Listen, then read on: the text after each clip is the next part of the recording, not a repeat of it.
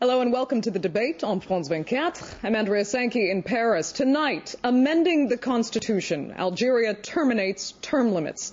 Will that tighten the grip of the party in power or protect the country's relative stability?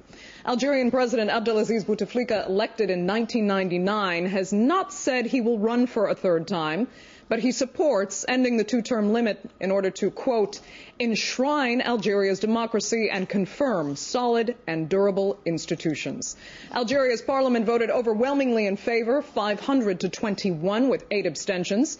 But critics say the vote was not a secret ballot. It was conducted by raising hands, and Bouteflika holds a large majority in parliament. It's also fair to point out that parliamentarians were recently granted a considerable pay raise approved by Bouteflika. So, does abolishing presidential term limits help or hurt Algeria's arguable democracy? Well, that's one of the questions I will put to my panel tonight.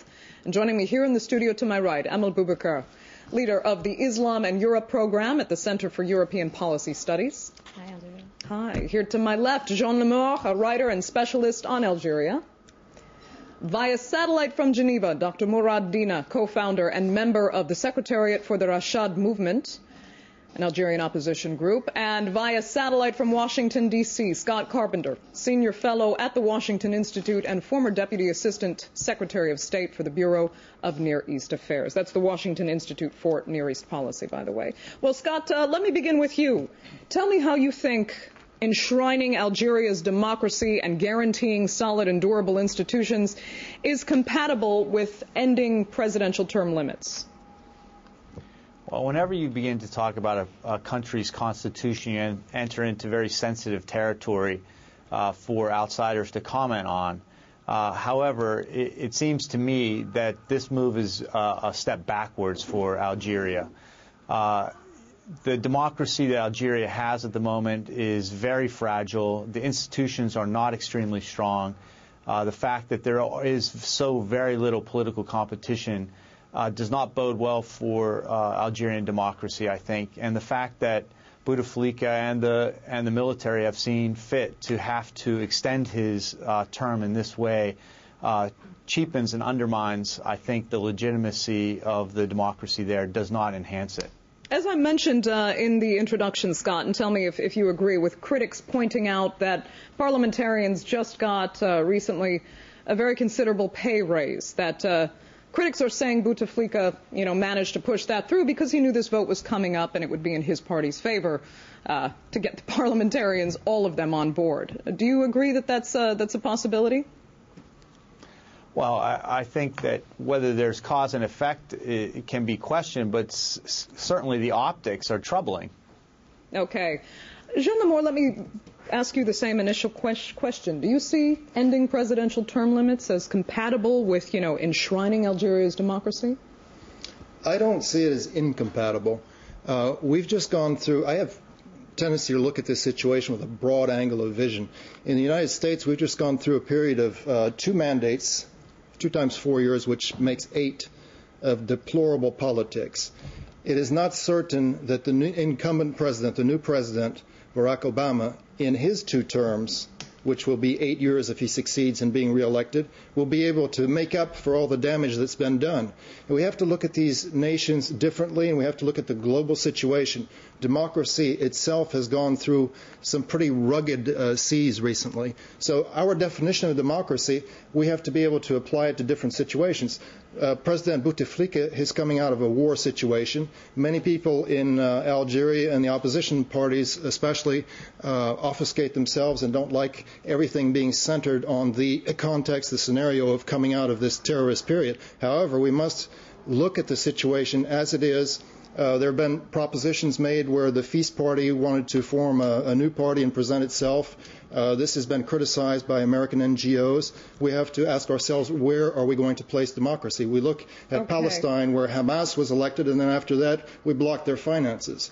Well, but going back to what you said initially, Ken, is it fair to really compare 8 years of arguably a poor but elected presidency in the United States with changing the constitution of a country to yes, ensure I think so, because the United States, we didn't change our Constitution, but our laws were changed. When you look at things like extraordinary rendition, where we permitted ourselves to torture people in airplanes, I don't think we have a foot to stand on. Okay, so, I mean, Emil, is it fair to argue that nobody, especially Western democracies like the United States, are in a position to judge if this is the state of their own democracies? I think Algerian deserves a true democracy. I mean, they are mature for that.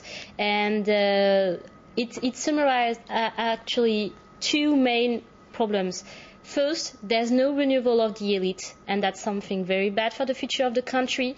And second, and it's so related to the first argument, there's no real leadership in Algeria, because the re-election of the President Bouteflika doesn't mean that we have a strong authoritarian leadership, such as the one that you can find in Tunisia, for example.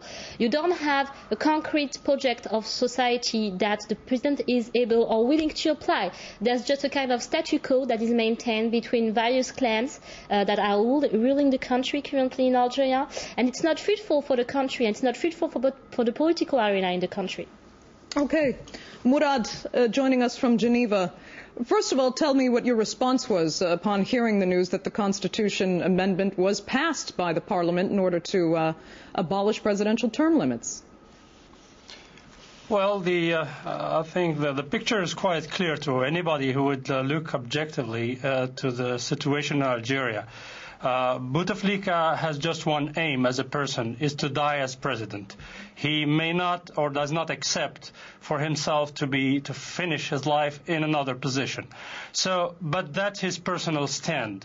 This has been used by the true regime in Algeria, which has at its core the military intelligence, which has been ruling Algeria ever since the eve of independence.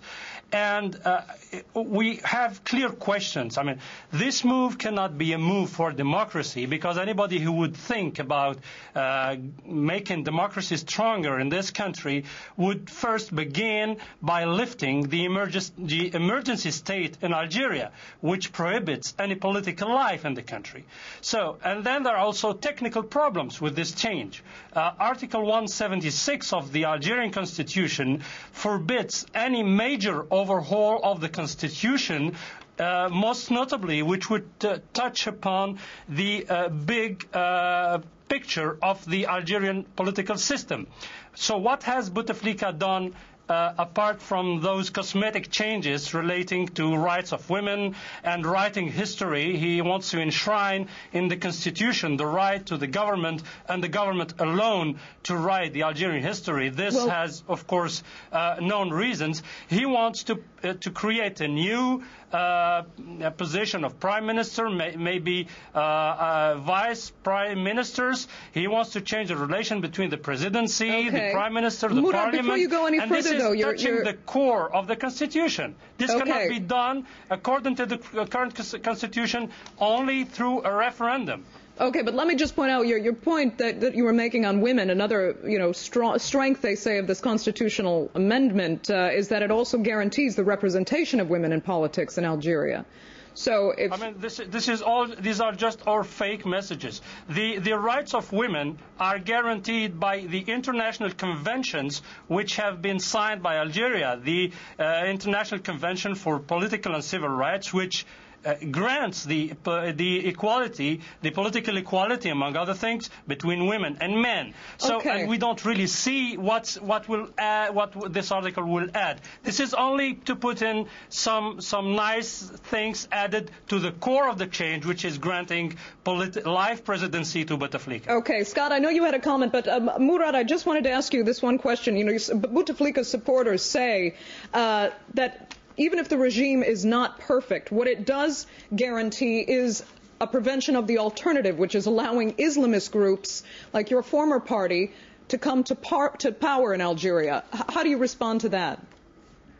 Well, I think we could not be in a worse situation today, and we see that the terrorism is still living in Algeria.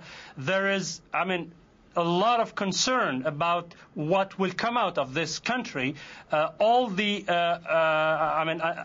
observers of the situation would agree that Algeria is now a major threat, first to its political stability and union, and also to its neighbors, to the whole region. Okay. And Bouteflika will not change anything because, as I said, he is not at the core of the regime. The core of the regime remains with the military intelligence, which has its own agenda and would not give power to any democratically elected government. I know we have some responses. Let me get to Scott first and then Emil. Scott, go ahead. Well, I think a constitutional process is very much a discussion amongst people about what the nature of their state should look like. It is a social contract that the people of Algeria should have with its people, or for that matter, the United States should have with its government. The fact that this procedure was done in such a ham-handed way